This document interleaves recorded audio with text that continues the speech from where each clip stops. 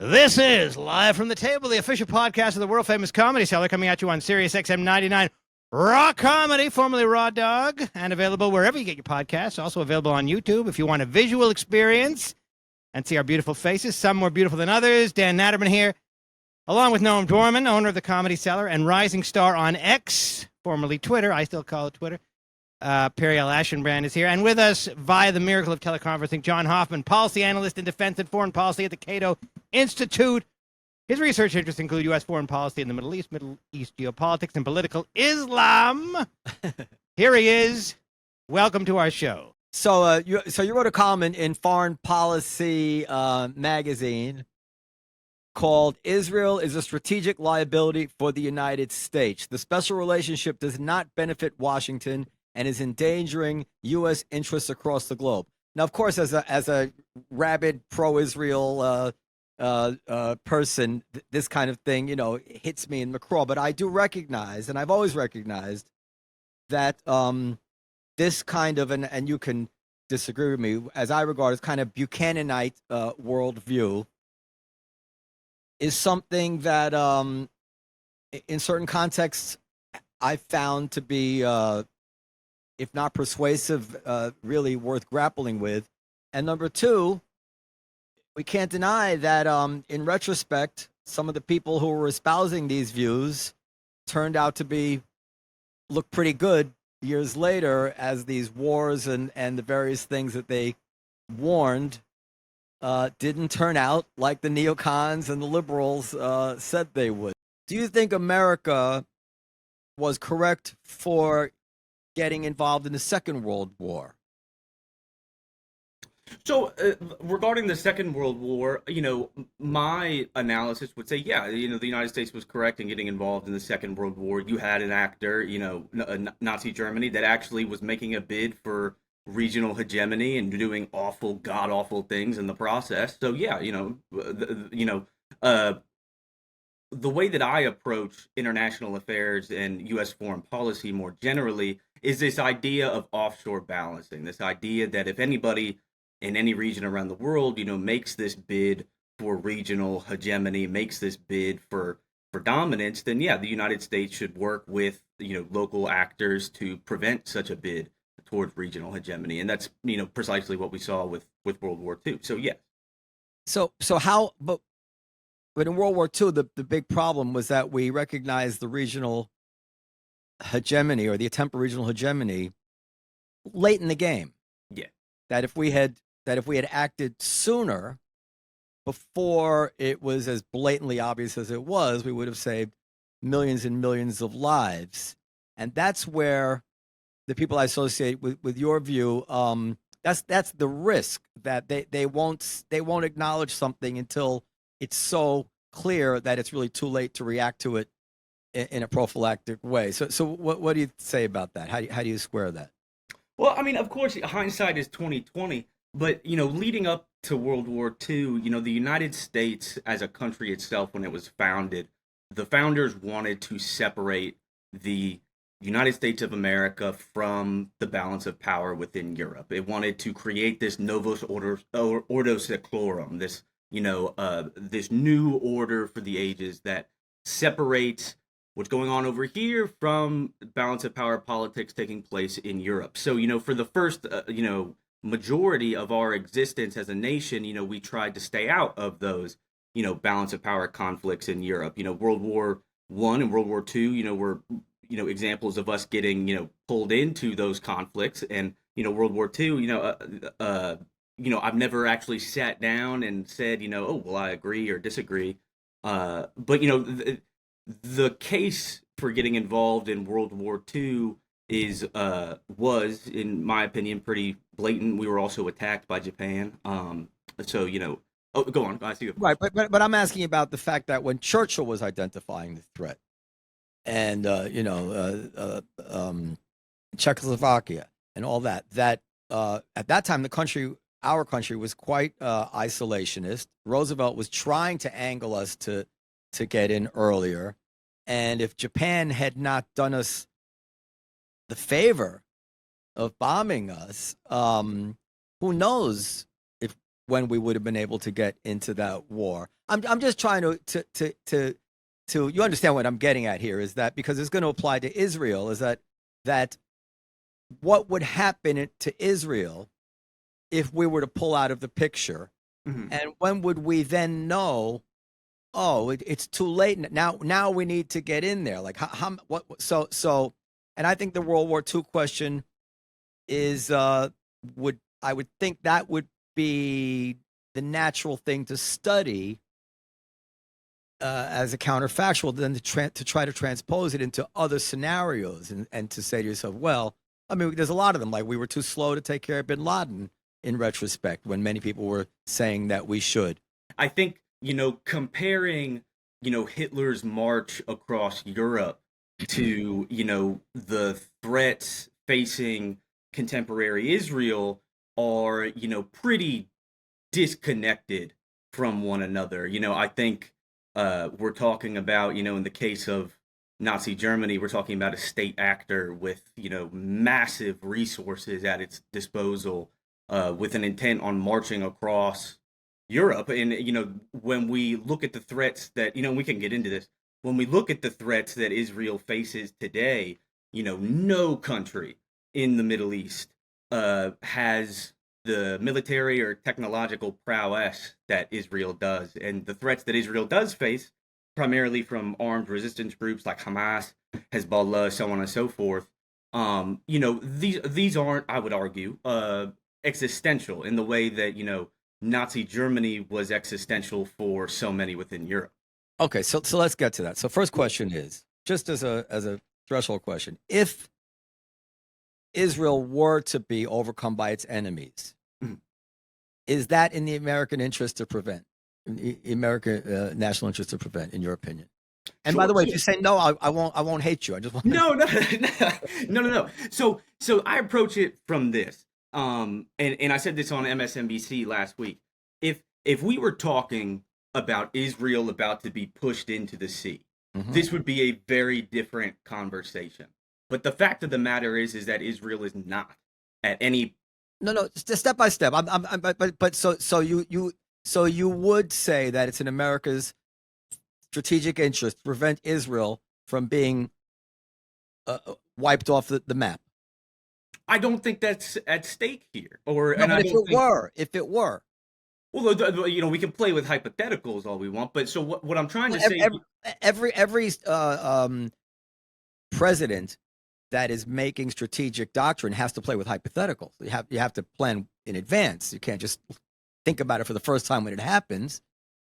Sure. So when it comes to Israel, or when it comes to any state, I don't think the United States wants to see any state wiped off the face of the map.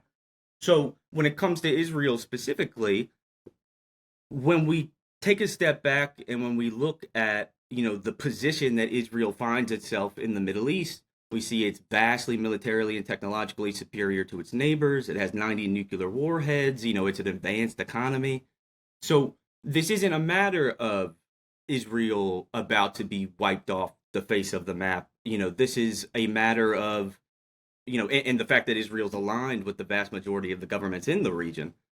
Strategically, so this isn't a matter of Israel about to be wiped off the face of the map. I understand that. Okay, I mean, I think he answered. He said that we would be against any state being wiped. No, like any state being annihilated. That would be horrible. So of course. But would it be worth our sending troops or just financial support in such an instance, in your estimation? Again, I don't think I have a clear answer for that because, we're just not anywhere close to, that situation taking place. So let's take the next step. I'm building a brick by brick because I'm actually disclosing to you my own thought process. It's not just to try to interrogate you. So the next question is, and this gets bandied about in a lot of contexts, including with Trump. This phrase existential threat is almost meaningless. Very few countries have actually been wiped off the map in a war. If Israel has to have 150, 200,000 internal refugees, has to live in and out of bomb shelters, on a weekly basis if it's not, terrorism is above some critical mass, or people just, afraid to go out to restaurants and whatever it is, and rockets come in and a certain number of people die every year. I would say it's not wiped off the map, the night into the sea, but that's well beyond the line that any country would ever accept.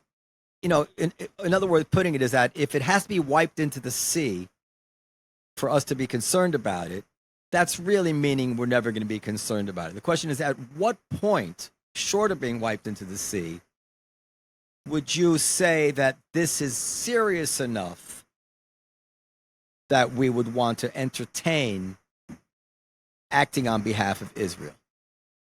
Well, look, I think, again, like you said, I think, Israel's not about to be pushed into the sea. There's a big middle ground here, is what I think you're trying to get at, between completely existential to absolutely doing nothing. There's a middle ground here. So the way that I see it is Israel does face threats in the Middle East, just like any country faces threats. It faces threats from Hamas, from Hezbollah. Iran, spews all day long about how much it hates Israel, so on and so forth. But in the most immediate threat that Israel faces is in the form of armed resistance, vis-a-vis like Hezbollah and Hamas and groups like that. Whether those problems can you never mention Iran. I just did. Which seems to me that, the elephant in the room. You have Iran on the verge. I think I read in Foreign Policy, within weeks of an atom bomb, should they want to constitute one, and has money coming out of the ground and proxy armies all over the region there, and could certainly fantasize that it could overwhelm Israel. So it's not just armed resistance groups; it's nations, right? But to an extent, I mean, Iran has, one of the reasons why Iran relies so heavily on proxies is because of its own military weakness. Proxies typically are the tool of the weak, not really the tool of the strong. If you're strong, you'll just roll in and do it. You'll just roll in and take it. But proxies, are typically used by, those that don't really want to and don't have the ability to really step out and, conquer, so on and so forth. So in each of these proxies, we're sort of using Ukraine as a proxy against Russia now. It's also the tool of a country that doesn't want to put their ass on the line. Yeah. They're not so easily going to bomb Iran because of the proxy. Russia is not so easily going to bomb America because of our flirting with Ukraine as a proxy. So I don't know if it's a sign of the weak. It's a strategy to avoid full measure, right? Yeah, but I would consider that to be a strategy of, perhaps maybe weak is too strong of a word, but of the more averse, let's say. Mm-hmm. So Iran in particular, is pointed to as the country, most likely to, attack Israel, wipe Israel off the map, so on and so forth. Iran is a terrible actor. But so are other states in the Middle East, like Saudi, UAE, Egypt, all of these countries. So the problem with Iran is, and whether Iran poses an existential threat to Israel, is the fact, I would argue, again, no, Israel has 90 nuclear warheads cocked and ready to go. They could wipe Iran off the face of the map with the click of a button if they wanted to. And Ayatollah Khamenei knows this. There's a reason why there's this clear aversion to direct escalation with Israel, because Iran knows it would get absolutely clapped. So does that mean Israel would be right to make sure that Iran never gets an atom bomb? Look, I think you're trying to drive this interview in a particular direction. No, these are the natural questions. If you're saying that Israel doesn't have to worry because it has 100% a total nuclear advantage, the next natural question would be, whether it's a difficult question, is, well, in that case, what you might be saying is that Israel should never dare to give up that advantage, because then everything you're saying forever and irrevocably changes, right? As soon as Iran has an atom bomb, Israel's advantage. Well, they could rely on mutually assured destruction, as we Yeah, did. yeah. So that's what I was about to go into. According to the academic literature, you have this thing called mutually assured destruction. So, if you have secured second strike capability, the academic literature tells us that two nuclear nations will never go to all-out war with one another. So then why do we freak out about the Cuban Missile Crisis? Well, because of okay. Look, I think what you're trying, these different things we're trying to bring in here, you want to talk about the article, or you want to not talk about the article? I do. Well, okay. Okay, so let's go through the article. Okay. You say the special relationship does not benefit Washington and is endangering U.S. interests across the globe. So go easy on you now. What interests is it endangering? Sure. So when I say that it's endangering our interests in the Middle East and across the globe, I mean, in terms of endangering our interests in the Middle East, this war has really brought the region to the brink of a broader war. You saw the strikes, in Syria, on the Iranian consulate. You see 170 strikes against U.S. troops in Iraq and Syria. You see what the Houthis are doing in Yemen. So what we see is this arc of regional escalation. So, I argue that our emphatic embrace of Israel, specifically its campaign in Gaza, is undermining our interest in the Middle East, in the sense that it's really risking dragging us towards all-out conflict. But then I also argue that it's kind of undermining our interest globally, because people around the world kind of see this hypocrisy, talking about upholding this rules-based order in Ukraine, and then they see what the United States is supporting, happening in Gaza, so on and so forth. And this kind of undermines the liberal values that we claim to stand for. All right, so the all-out conflict would be a total regional war in the Middle East, right? Yeah, that would be detrimental for everybody. Israel, Right. The Middle East, us. Right. But this goes back to what we were talking about before. If the threat of the American deterrent is removed from the calculation of these actors that you're concerned about, that would be part of this regional conflict, would that not make the regional conflict much more likely once these states no longer have to worry about the United States of America as part of that equation? No. So I think there's two key things to hone in on here. Is one, this notion of the American deterrent. Since just October 7th, 170 attacks on U.S. troops in Iraq and Syria, all the tit-for-tat exchanges with the Houthis, so on and so forth, the skirmishes between Hezbollah and Israel. I wouldn't say that America's presence is necessarily deterring anything. These actions are taking place. But, the other point that I would hammer home. Wait, let me stop you right there. So are you saying that if America were not involved and didn't send didn't we send an aircraft carrier out there? We sent some military ships into the Persian Gulf. That the number of rockets coming into Israel from the Houthis, maybe from Iran, from Hezbollah, would not be any higher than it is now? That America is not part of this calculation when they're trying to figure out how far to go with this stuff? No, in terms of whether America is part of this calculation, sure. I think, America's presence, to an extent, halts some, full scale, all out war. But I don't think actors such as Hezbollah or the Houthis in Yemen, are, I think, take Hezbollah, for example. Yeah, they're launching these, exchanges back and forth with Israel. But Hezbollah knows that any outright conflict with Israel is going to be suicide for Hezbollah.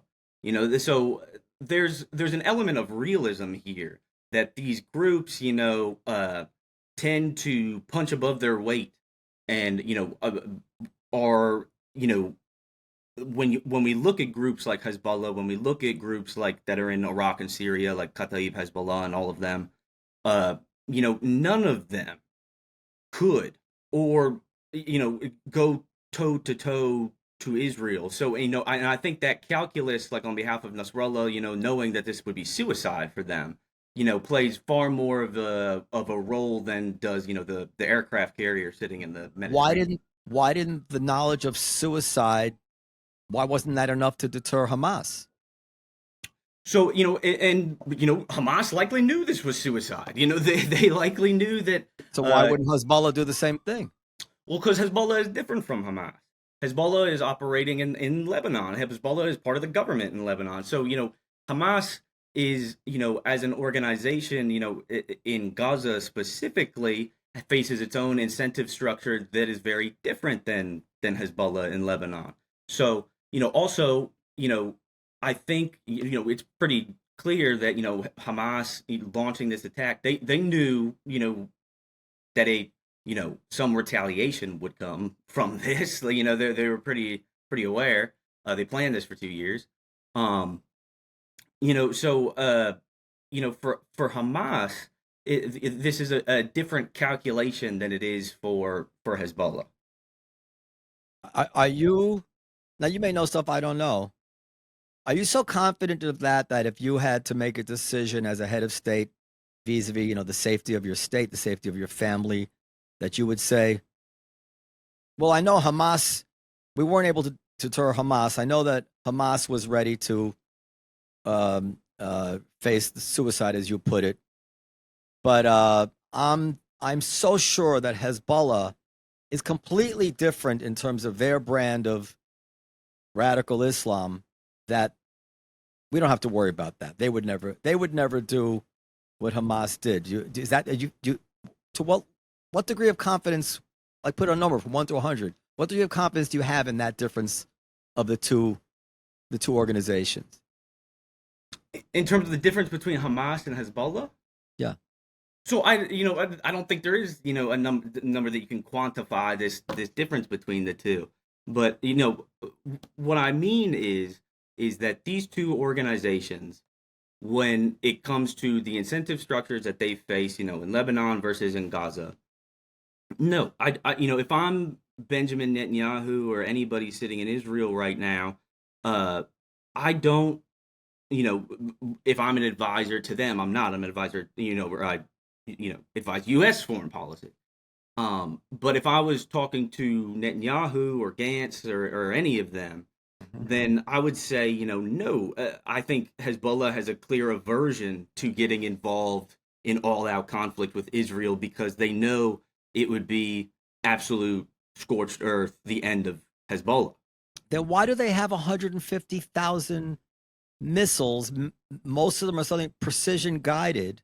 Why did they not retreat behind the Litani River as, per the ceasefire arrangements and the UN resolution that they made with Israel? What are they up to here? So this is Really, all, what you're saying is that they're just like cosplaying here, like they actually have no objective. They just no. want So war. Part and parcel of Hezbollah's image is this, resistance to Israel, this strong, powerful, part of this, quote unquote, resistance axis to Israel. So, of course, they have weapons, and Hezbollah has been very active in the Syrian civil war, and they've built up tremendously from that. So, Hezbollah is, if you look at it on a piece of paper, its capabilities far outmatch that of Hamas. But as we know, every so often Israel kills one of the Hezbollah leaders, right? Mm-hmm. So, and the leaders are aware that Israel looks to kill them. So, the least as far as the leaders go, the suicide thing is not persuasive to them. That they are ready for the suicide just to be leaders of Hezbollah. So the question is, would they then risk? I don't know. I mean, I listen. I'm just not getting it. Again, like you may be more informed about this, but as a psychological matter, it seems to me there's nothing other than hope here, especially now that we've seen what I thought was a similarly motivated group of Hamas show that the deterrence is meaningless to them. They're ready to risk it all, and they're ready to go through it all. I mean, just to go further with the Hamas thing, they want the suicide, right? Like it's not like they open any of the tunnels and say, "Come in here, use it as a bomb shelter." They actually want the suicide. And Hezbollah, they're doing everything they can to threaten Israel. They're spending a lot of money. Iran is spending a lot of money. They have the most sophisticated missiles. They're training. They're building tunnels. But you think it's all with never any hope of using them. And you know, I hope you're right, but I don't see how a government can make policy on that thin reed of hope. Most times, when another nation behaves 100% like they would if they mean to have a knockout, drag out fight with you, you assume they mean it, and especially now that the formula of deterrence has so conspicuously failed, I'm afraid Israel is going to decide they can't live with Hezbollah anymore. They have to take Hezbollah out. And The question is, where are they wrong? Well, would you feel that would be a solution to the conflict between Hezbollah and Israel? Do you think Israel should roll into Lebanon? I'm afraid, yes. I don't know. I don't fancy myself an expert, although sometimes these huge questions, like looking back at World War II, do come down to a little kind of common sense about the threat of the provocative nature of being weak as opposed to showing strength. I think that if I were Israel, given what Hamas has done, I would decide it's no longer acceptable for Hezbollah to be allowed to flaunt the deal that they made, and I would make moves to push them back to the Litani River where they promised they would be. I think I would have to do that. Sometimes there are no good answers. I don't know. That's why I'm asking. I just don't know. Yeah, no. Well, if I approach this from the perspective of Israel, Mm-hmm. I would be very wary of doing that because, on the one hand, we're talking from Israel's perspective here. We're deeply involved in Gaza. The West Bank is very unsettled right now. Last year was the deadliest year in the West Bank. Opening up a new front in the north with Hezbollah would be a huge drain on resources. All right, this war is already hitting Israel's economy pretty bad.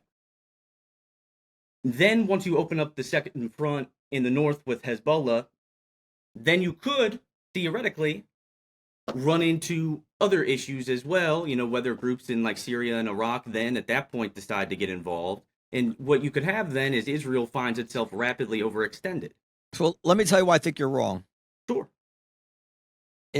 Was it 96 or 2006? I don't know. In one of those ends of one of the wars in Lebanon, whenever it was that Hezbollah was supposed to pull back the Litani River, that was before the Iron Dome. And the arguments that you're making now prove persuasive, and Israel let it go. And here we are, you wake up 10 or 20 years later, 18 years later, and everything is much, much worse. Now there are 150,000 missiles. They're precision guided. Yes, you have the Iron Dome, but the numbers could overwhelm the Iron Dome in no time. And you say to yourself, shit, we really screwed up back then. We should have taken them out, resources or no resources, back then, because look at what we're facing now. And then you have to say, okay, what are we going to be facing 10 or 20 years from now? And you say, well, who even knows if the Iron Dome will give us an advantage 10 or 20 years from now? Who knows if Iran won't have an atom bomb? As a matter of fact, they very likely will have an atom bomb by then. And it's like that thing of when's the best time to plant the tree 20 years ago? Second best time is now. Israel's got to take care of it now because it would be reckless for them to assume that the future is on their side. At any point in time, the future, at least in the last 30 years, the future has not been on Israel's side, and technology is marching forward. And that would be my argument of that. So let me just go with something else. in your article, you say in Well, 2020. let me Please, respond I'm to that. sorry. So, I didn't mean to. Go ahead. I'm no, no, sorry. no, you're fine. So all that big list, of this is not the Hezbollah of 2006. I completely agree with you. This is a much stronger Hezbollah, which is why I think Israel should, recognize this, and for the sake of Israel, also recognize that a direct confrontation with Hezbollah could mean a lot of Israeli fatalities at the same time. And I understand this thought process of, well, 10, 20, 30, 40, 50 years from now, it could be worse. That's kind of like the same reasoning that we hear now, in the United States regarding China and stuff like that. They say, oh, they're only going to get stronger. They're only going to get stronger. They're only going to get stronger. Yeah, but But China's not preaching our destruction. But go ahead. Sorry. yes, but look, groups like Hamas, Hezbollah, all of these actors, at the very heart of this resistance of these acts of terror, so on and so forth, is the Israel-Palestine issue, which is an inherently political issue. So, this is a rallying call for groups that, like look at before October 7th, Hamas, its approval rating was horrible. The vast majority of Palestinians hate Hamas. So, but then post October 7th, and then, in the ensuing war, you see its numbers actually go up in places like the West Bank and all. So, what I'm trying to say here is this is a problem, terrorism, so on and so forth, that the United States, really has hopefully now recognized after 20 years of the war on terror. This isn't something you can bomb your way out of. These are inherently All political. right.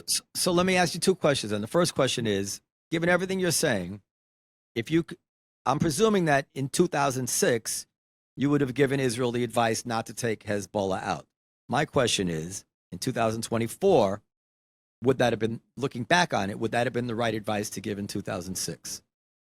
No, I don't. I still think, and this is getting, very far into the weeds away from the reason I was invited on this show. But I think, this, whether or not I would give Israel the advice in 2006 to not just go, full scorched earth in Lebanon, I, would still. Well, just to make sure they stayed on their side of the river, where they promised to not exceed to that. Well, so look. All right. If it's too far, I'll ask you the other question. I'll ask you the other question is, and I don't know this. I should do more reading about it. To what extent are you sure that the Israel-Palestine conflict is at the root of Hezbollah's problem with Israel and Iran's problem with Israel? They're not Palestinians. They're not even Sunnis. Is Iran really going to be placated by the fact that Israel and Palestine, a two-state solution? One of the things you notice about Hamas is that they never even complain about the settlements on the West Bank. As far as they're concerned, the West Bank, both sides of the Green Line, are the same to them. I mean, even as a PR matter, it's striking that Hamas has never. They ought to know that the West is very, very moved by the outrageous, and I think it is outrageous, behavior that Israel commits in terms of the settlements on the West Bank. Yet Hamas has never once mentioned the settlements. It's as if they call all of Israel settlements. Now that's Hamas, but they are Palestinians. Now you're talking about Hezbollah and Iran and the Houthis and whoever. What do they care about the Palestinians? Why have they said anything like that?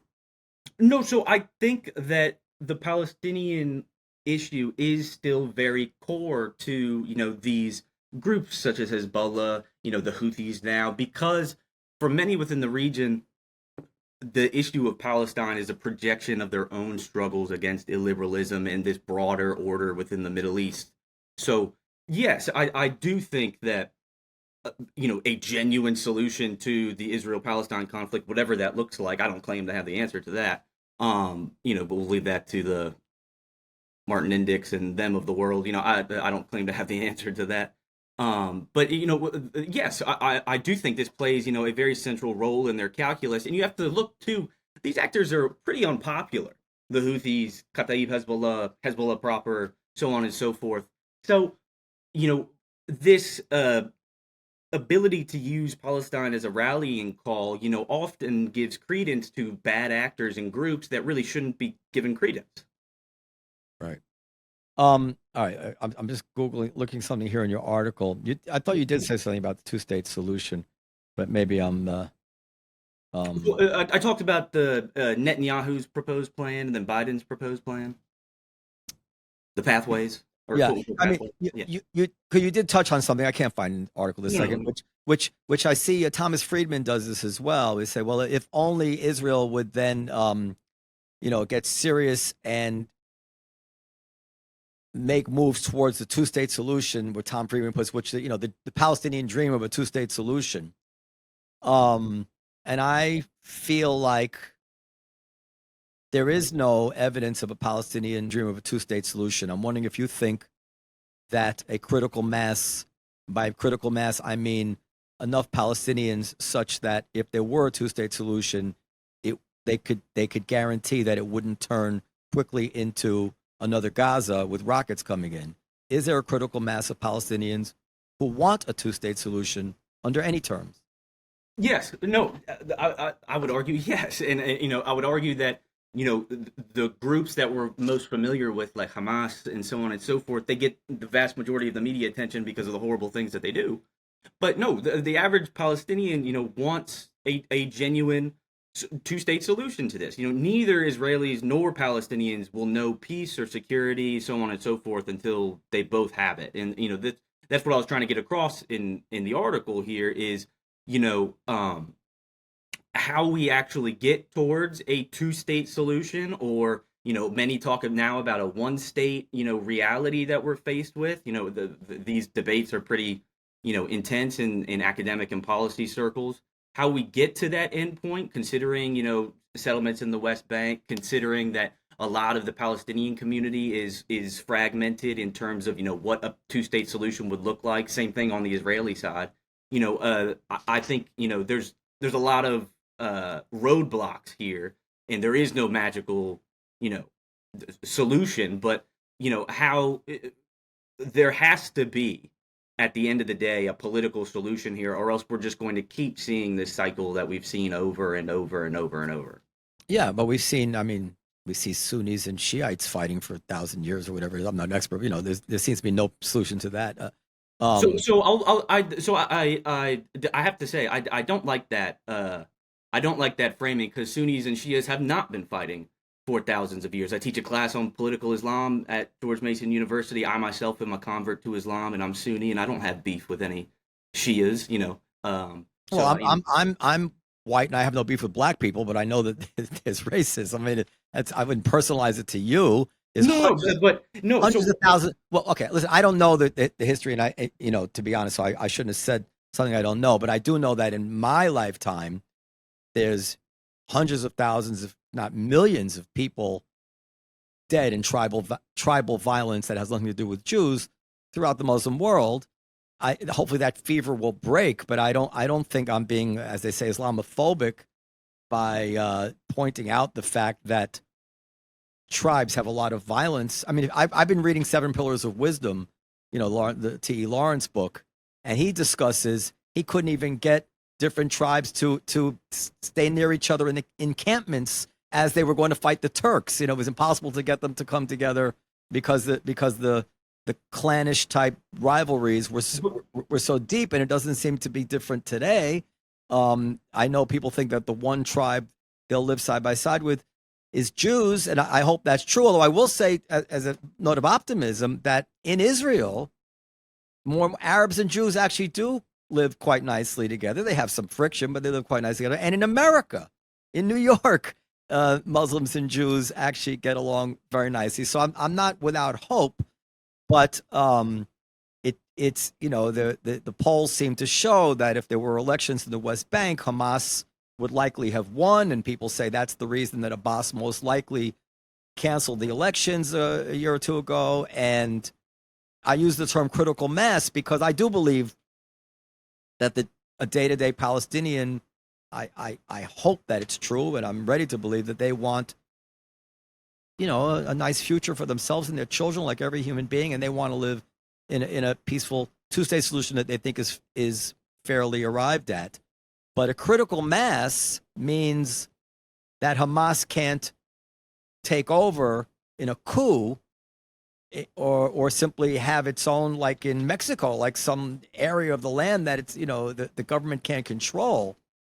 And that seems to me right now something that the Palestinians can't deliver. They could Gaza immediately take over by coup, and if there was a West Bank, I mean, I don't know. It's certainly not in a way that Israel could risk. It's a horrible situation. No, it is. It is. But is there a critical mass of Israelis that want a two-state solution? Absolutely. No, that's incorrect. Because if you look at all polls since October 7th, I have the piece right here. A large majority, 88% of Jewish Israelis polled in January believe that not only are the astounding number of Palestinian deaths, which had surpassed 25,000 at the time, are justified, but 63%. The poll says astounding in it. No, I'm reading from the article here. The poll doesn't say. But in other words, you're reading the answer, but the question is not what they answered. Like they didn't say, "How are you with the astounding number of deaths?" We're for it. It's weird. I would call 25,000 astounding. Yes, but it's not the question. We don't know what you're describing something. But now telling us what they answered yes to. 88% believe that the number of deaths are justified. Okay. 63% say that they oppose the proposal for Israel to agree in principle to the establishment of an independent, demilitarized Palestinian state. Right. Right. So why do you think that is? You think that's a mirror image of the Palestinian resistance to a two-state solution? No, I'm not saying that it's a mirror image to it. But what I'm saying is if we talk about a critical mass on one side, we need to be able to talk about whether that critical mass exists on the other side. But it does exist on the other side. I'll prove it to you. Or sort of prove it to you. First of all, when I say critical mass, I think you would agree. If Israel makes peace with the Palestinians, there is no chance that an independent Jewish militia is going to start sending rockets into the new Palestinian state. In a democracy, 51% is a critical mass to guarantee control of the military. So that's what I meant by critical mass, number one. Number two, I believe, I can't prove it, but history, shows it. And I mean, I know Israelis as well as I know anything in my life, that if the Palestinians wanted peace in a believable way, if like we saw this actually happen when Sadat came, the polls showed prior to right after 73 war that Israel was like 80% against ever giving back the Sinai. And the second that Sadat came to speak to the Knesset, the country shifted by like 40%. And I don't think I'm making up off the top of my head, but I don't think those numbers are way off. It was a drastic lurching in the polls because every Israeli, all they want is, not every Israeli, and there's fewer now, but at that, most Israelis, they don't want to send their kids to the military anymore. They don't believe in a two-state solution because they're afraid it's going to become a launching pad for rockets. And they hear and they read the charters and they know what people are saying and they go on memory and they understand the genocidal rhetoric that is taught from kindergarten on. But the second that a Palestinian leader, a la Sadat or a la Mandela or Martin Luther King said, no, we want to live in peace with you as, neighbors and brothers, of course Israel is going to go for it. How many Israelis want to live on the West Bank?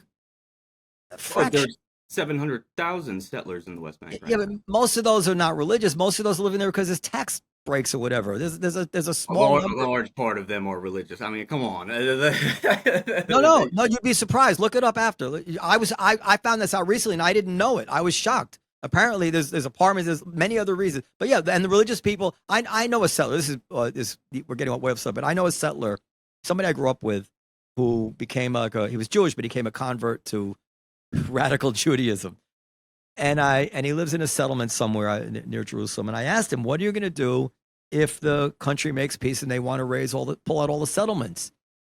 And he said, well, I'd be very upset about it, but if that's what my government does, I'll have to obey.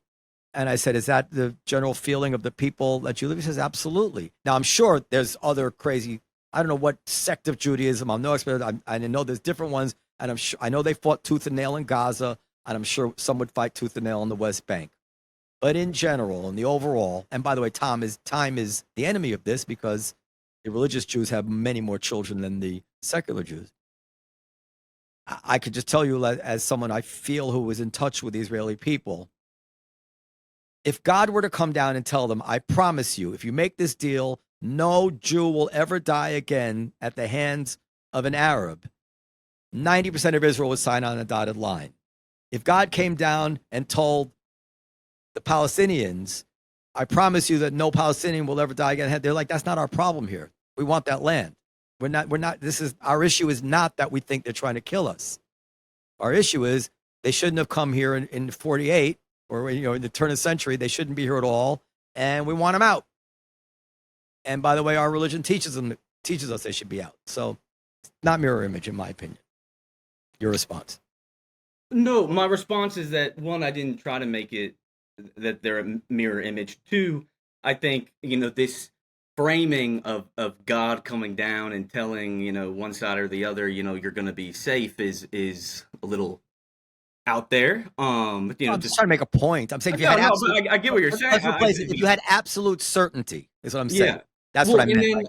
I think there's just a lot of, problems here. Palestinians, want their own safety, want their own sovereignty, want their own rights, just as much as Israelis do. Yes. So, but I would also, there was one point in there too when you said, their religion, says that this land belongs to them or that they have to be out. I don't know. I read the Hamas charter. And it talks about don't think that Hamas represents Islam, or as much as Saudi or Iran or anybody else. Represents the Palestinians. But I don't think it represents the Palestinians either. Hamas represents Hamas. Hamas polls higher than any other group now among the West Bank and on Gaza, right? Listen, I'm really not. I pray that you're right. I don't want Hamas to represent the Palestinians. I know they were elected. I know at the time people said it wasn't about the intention to destroy Israel. It was about practical considerations. My mind was open to that, but after October 7th, it doesn't really seem to have been the case. But I don't know.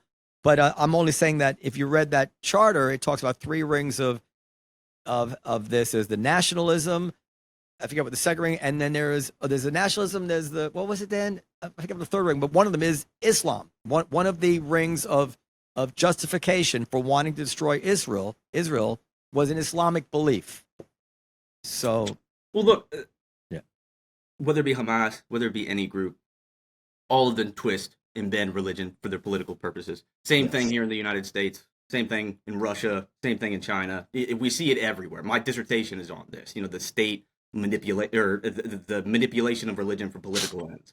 So I wouldn't take that at face value when they're claiming to speak on behalf of Islam or that X, Y, and Z is because Islam mandates it.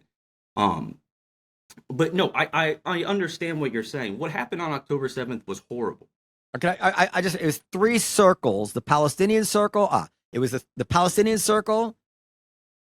The question of liberation of Palestine is bound to three circles: the Palestinian circle, the Arab circle, and the Islamic circle. Each of these circles has its own role in the struggle against Zionism. Each has its duties and its horrible mistake and a sign of deep ignorance to overlook any of these circles. So that's what I'm responding to. I didn't mean to interrupt you, but no. Yeah. No, I mean it's but specifically on the Islamic matter, whether it be Hamas, whether it be Al Qaeda or Daesh, ISIS, whatever you want to call it, all of them speak in this language. Oh, it's a religious duty. It's incumbent upon you to fight the Zionists, so on and so forth. No, this is the politicization of religion, the manipulation of religion for what is inherently a political agenda. So I would just caution the Islamic part of all of this, because Islam is a religion of 1.8 billion people. You ask every Muslim, what is Islam? What does it represent? You're going to get 1.8 billion answers. I will tell you this: is interesting. Listen, I'm not. You don't know me. I have a deep amount of relationships and life experience among Arabic and Muslim people. I play the oud.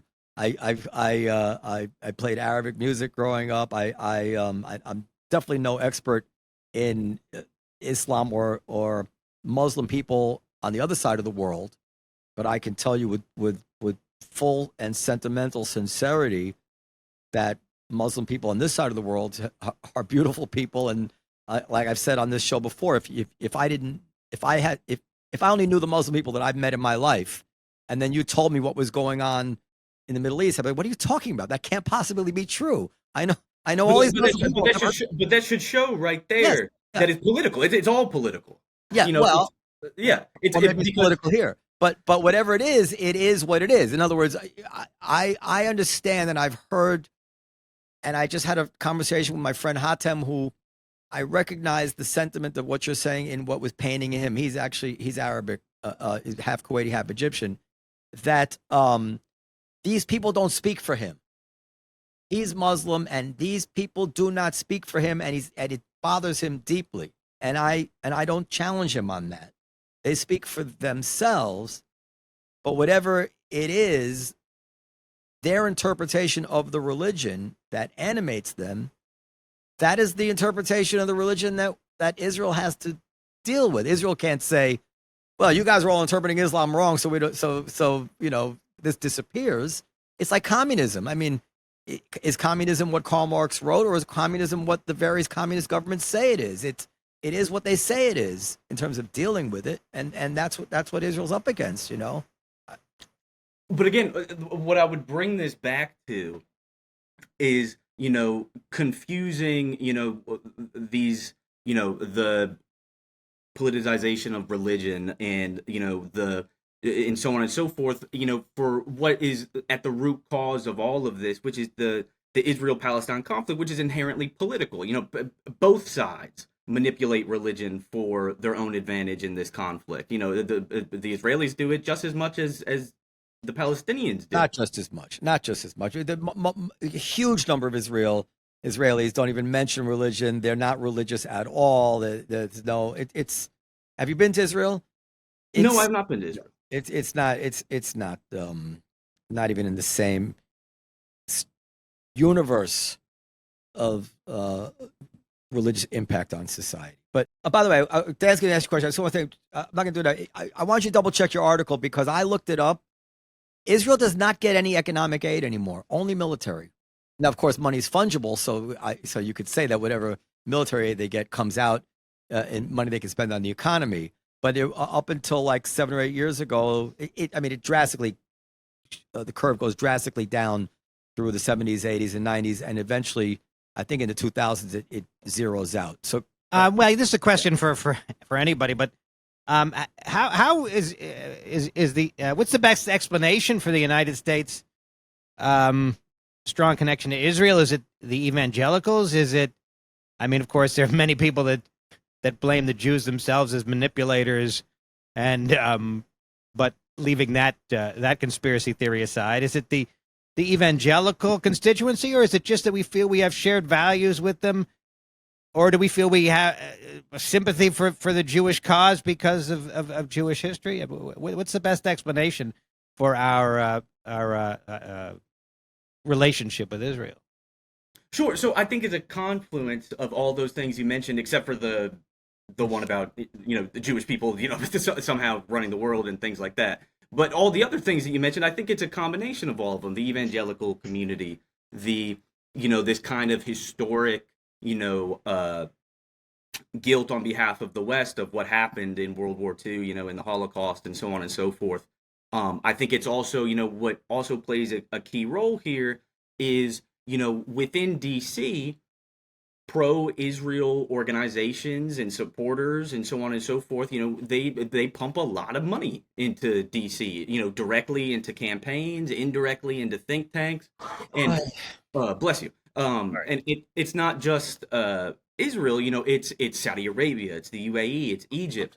Can we talk about that for a second? Sure. So, and I noticed that you've I wasn't going to go into it, but I noticed that you cite Mearsheimer and Walt in one of your articles, and I'm wondering how far you go with that. Now, I will grant that anybody who gives money to anything assumes you assume that they think they're getting something for their money. So I'm not going to say that that's not true. But lobbying only gets you so far, in the sense that you could not lobby leaders into becoming pro-life or pro-choice. You I don't couldn't. know. I would definitely push back on that. I think you can lobby your way into just about anything. Well, they would Whether- get you could, but you couldn't. You could lobby them, but then they would get voted out. In the end, if you are pro-gun in Mississippi, that's because you're responding to your constituents. There's some give and take, I imagine, where you could lead, but it seems to me, I don't think you could get the Muslim population in Michigan to become pro-Israeli by giving a lot of money to Ilhan Omar. I think their views on the Palestinian conflict are impervious to lobbying. Like, Yeah, but I think you're missing the forest for the trees here, because the vast majority of Americans, politicians, whether they be on the left or the right, take a lot of money from pro-Israel organizations, right, arms manufacturers, countries such as Saudi Arabia and the UAE, so on and so forth. So by really subsidizing both sides, the mainstreams of both sides of the political aisle, right. What I'm saying is that for instance, if I donate to a candidate, I donate to a candidate who represents the worldview that I have already. All right, so Mearsheimer. But I don't think the pro-Israel organizations or the arms manufacturers and all that donate to groups that share their worldview. They're donating to mass amounts to groups in order to shape their worldview and their vote. So Mearsheimer in his book says that essentially that the Israel lobby was behind our war in Iraq. Now the question is, and one indication of whether or not it's lobbying money would be, what these politicians say and feel once they leave office. For instance, George W. Bush is extremely pro-Israel to this day. Hillary Clinton is extremely pro-Israel to this day. She's not taking money. Dick Cheney, was the big advocate for the Iraq War. Christopher Hitchens was a huge critic of Israel, went to his grave as a huge advocate for the Iraq War. But somehow, in the mind of Mearsheimer, the Jews were behind this. So let me just say a few more things. So I was looking up the money, by the way. The U.S. Chamber of Commerce gives $94 million in lobbying money. American Hospital Association, $23 million. American Medical Association, $20 million. AT&T, $15 million. Boeing, $15 million. This is what they spend for lobbying. FedEx, $10 million. Dan, what do you think AIPAC spends a year? This is 2018. How much was FedEx? FedEx was $10 million. Well, I guess because you're asking me the question, it's going to be lower than I think. Yes. $5 million? AIPAC, $3,500,000. This is, and it says all pro-Israel lobbyists combined $5 million. For $5 million, I could almost do it. For $5 million, I'm going to buy the support of the United States of America. But let me add one more thing to the Mearsheimer thing. Can you play this is a tweet that he did recently, a video. Make sure you can hear it. And this irked me no end. It's quite clear that on October 7th, a good number, we don't know what the number is, but a good number of the Israelis who were killed were not killed by Hamas. They were killed by the IDF. And I find that hardly surprising, given the nature of the fight that was taking place. It is hard to discriminate in those situations. Now, the Hannibal Doctrine is a very different matter. The argument there, or the claim there, is that what the Israelis do is that if it looks like an Israeli soldier or even an Israeli citizen is going to be captured by Hamas or some other terrorist group, to use the Israelis' language to describe those groups, then the IDF will kill those Israelis so that they don't become hostages. And the logic here is that Israelis have such a high regard for human life that if hostages are captured, it will be almost impossible for Israel not to pay an enormous price to get those hostages back. So it's better to surreptitiously kill them, better for the IDF to surreptitiously kill them rather than have them become hostages. And there is a great deal of evidence that there is this Hannibal doctrine in practice inside of Israel. That's murder. I guess you could call it that. So, that horrified me. The Hannibal doctrine, you probably know it, right? Is the notion that if somebody's being kidnapped or taken hostage, and by the way, it's been rescinded. Eisenkot, I think the guy is in the war cabinet now is the guy who rescinded it, but it was rescinded in 2016 or something. Was the notion that you do not let anybody get kidnapped, so you shoot whatever it is rather than it wasn't to surreptitiously kill. That's Mearsheimer's ugly spin on it. It was a notion that you don't let anybody be taken kidnapped, be taken prisoner. Perhaps I've been reading about because the consequences to having that person as a hostage are too great. Now, what bothers me about Mearsheimer here is that, God forbid, he should ever have to be in a position where he has to make this profoundly difficult moral decision of what to do. He wants to call it murder. Murder, he says. But of course, when Flight 93, when they thought it was going to go into the White House or whatever it was, the American government was going to give the order to send that plane down, right? Murder? Did anybody think that was murder? When Israel, as we know, gave up prisoners for Gilad Shalit, one of them was Sinwar, who became the mastermind of October 7th. So, what would they have been better off if they could have done everything they could to prevent Shalit from being taken prisoner, even if it meant killing him? I don't fucking know. These are impossible questions. These are impossible questions which are thrust on Israel because they're dealing with people who want to kill them. No. And this smug Mearsheimer makes me so angry, sits there and it's ensconced in his elite Ivy League apartment, said this is murder.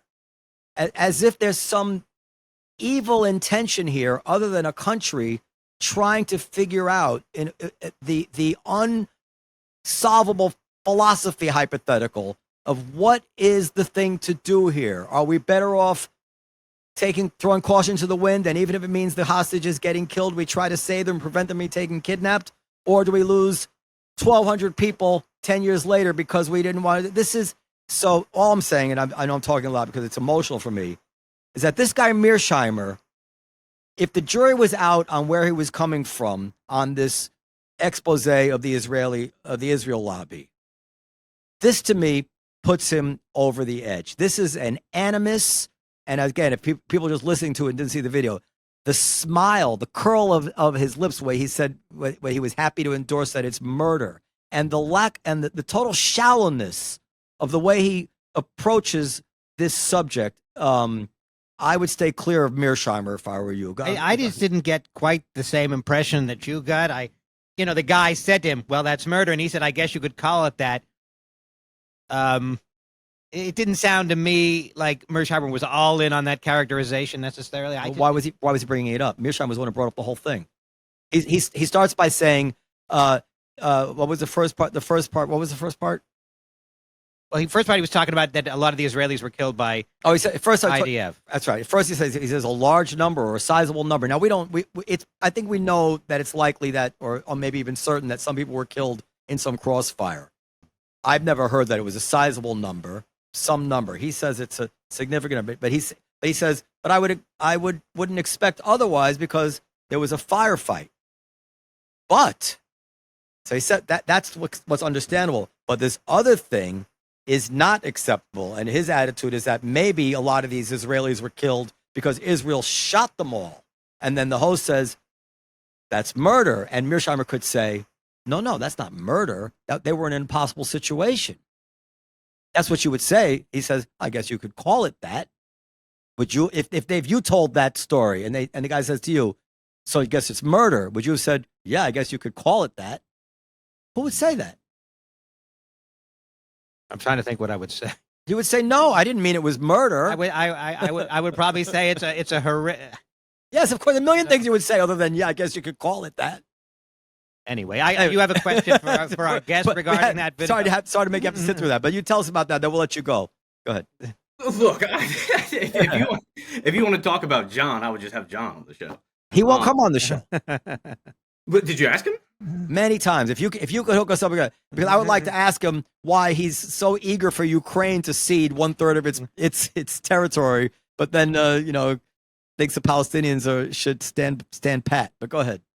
Well, look, I can't speak to anything regarding Jon or his thoughts on that particular issue or so on and so forth.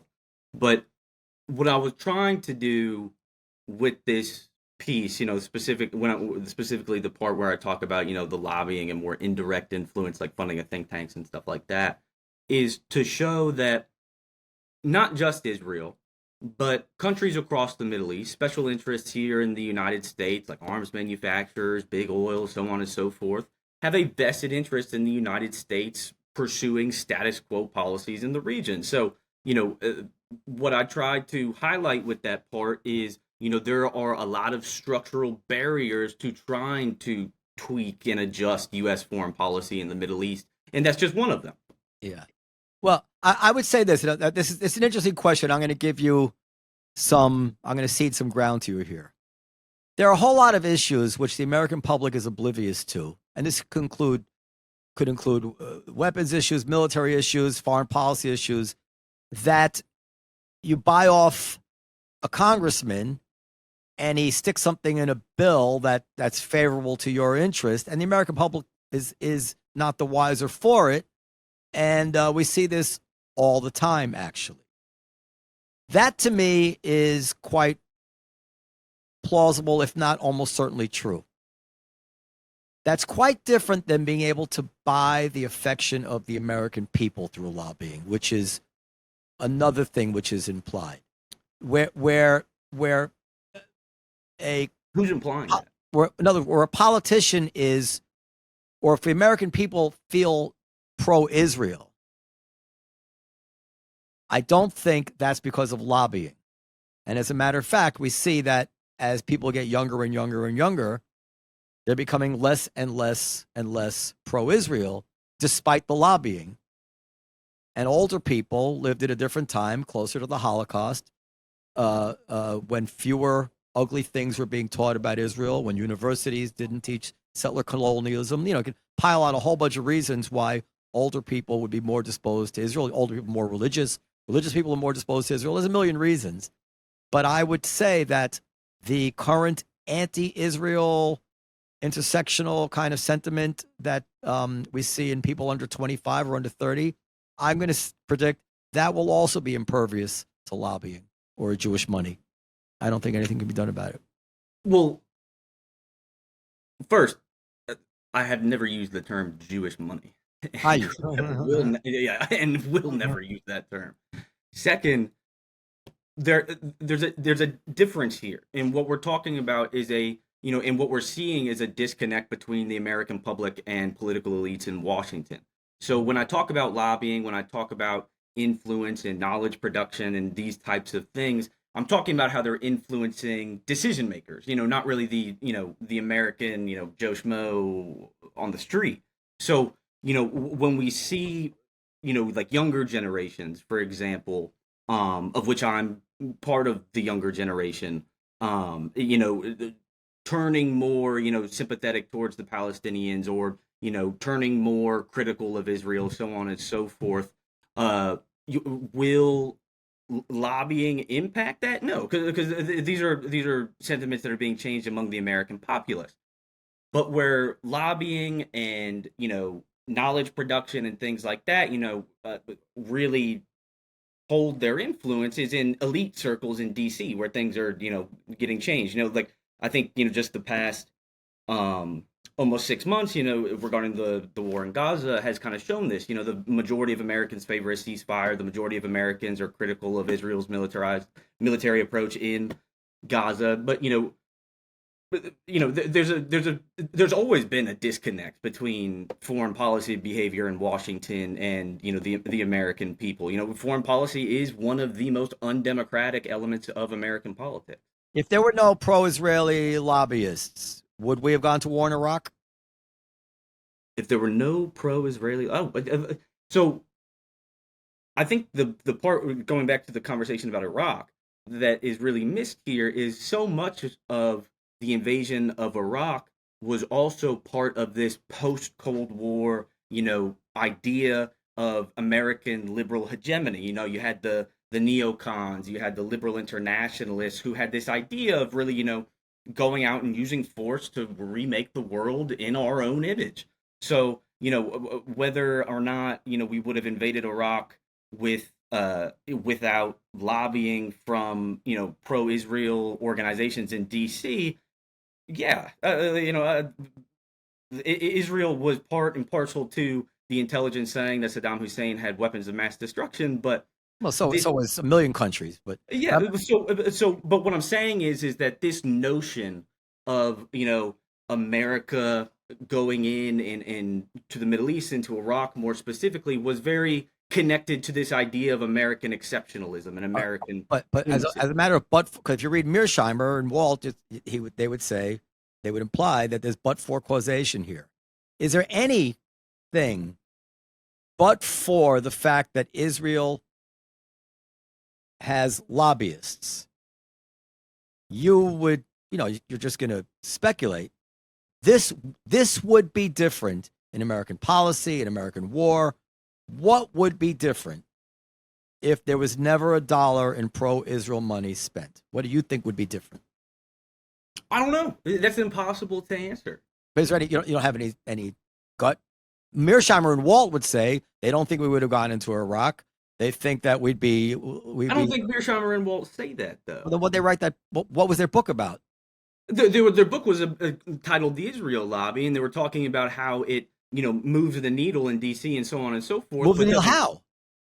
Through money, through indirect influence, and things like that. So, what is the manifestation of that moved needle? What do we see differently?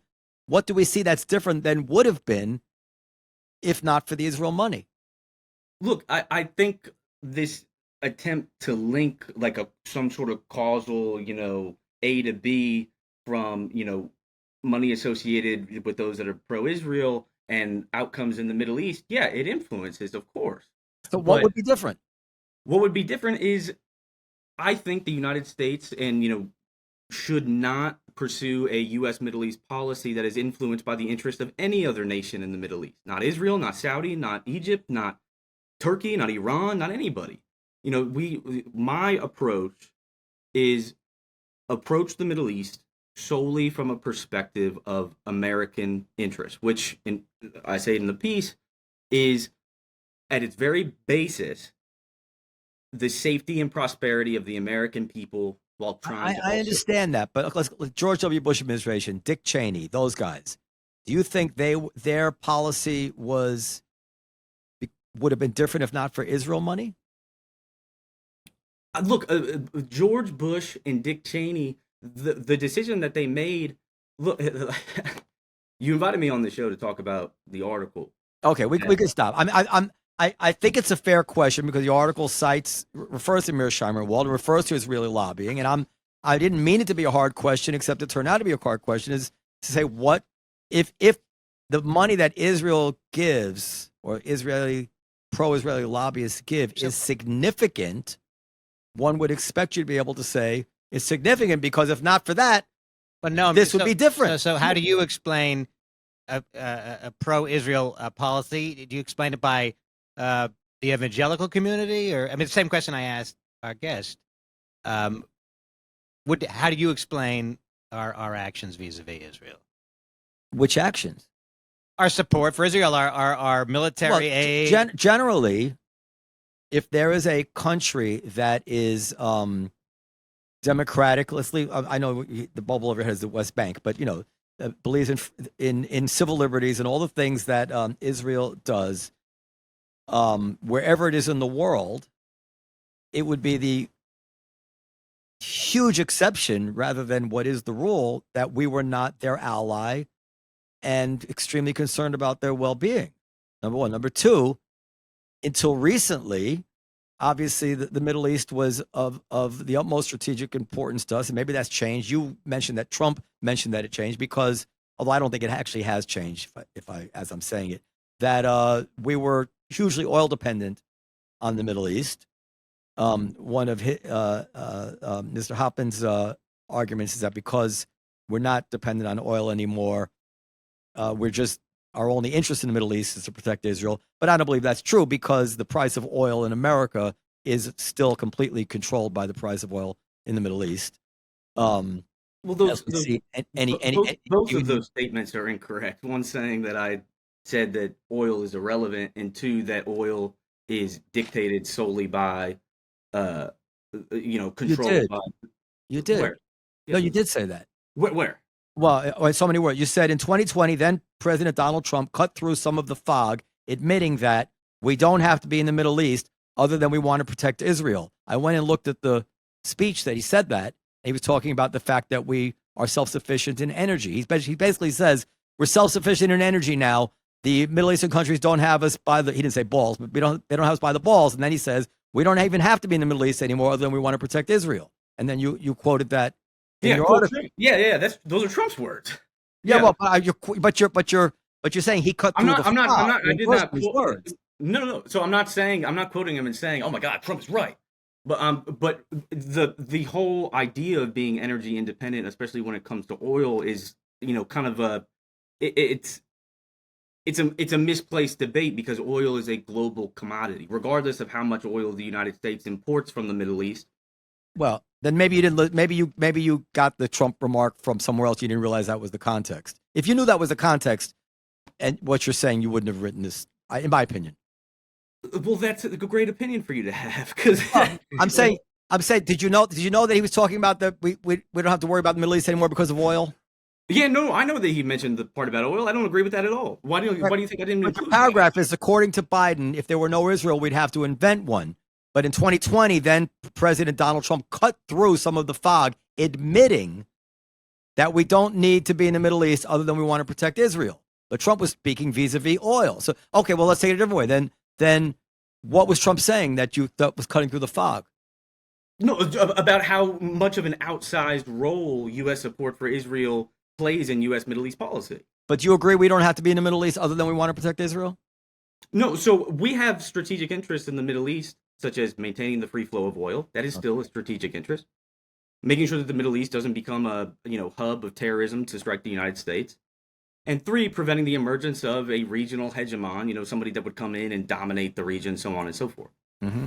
All right. Listen, you've been a great guest, and I know we're having it out, but I'm enjoying it because you're very, very smart. And what I said at the beginning, I actually respect your school of thought, and I struggle with it. I struggle with it also in the Russia-Ukraine war. I don't go the full Mearsheimer, but I don't dismiss the realists as what's the word, Dan? Offhandedly as Isolation. many. What's that? As isolation. As cavalierly. I don't dismiss them as cavalierly as many people do. And as a matter of fact, I kind of think that people dodge his arguments sometimes by just dismissing him with an ad hominem of some sort. So I know Robert Wright is sympathetic to some of these arguments as well. I'm a fan of his. So I grapple with this stuff. I don't agree with it, but I think that it needs to be respected and thought through step by step. All right, sir. The office still stands when you come to New York. Thank you. I'd love you to come to New York, and we can talk about women and stuff like that. But no, we don't have to talk about Israel. All right. Thank you, sir, and good night to you. Thank you. You too. Podcast at comedyseller.com, everybody. Podcast at comedyseller.com. Max, you got to stop the meeting so he can finish uploading to his because it's